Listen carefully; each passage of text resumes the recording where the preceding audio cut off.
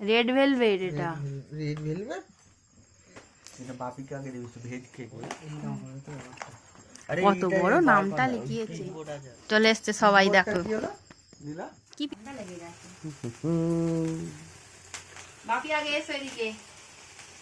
আরে তোমরা তো গান করবে হ্যাপি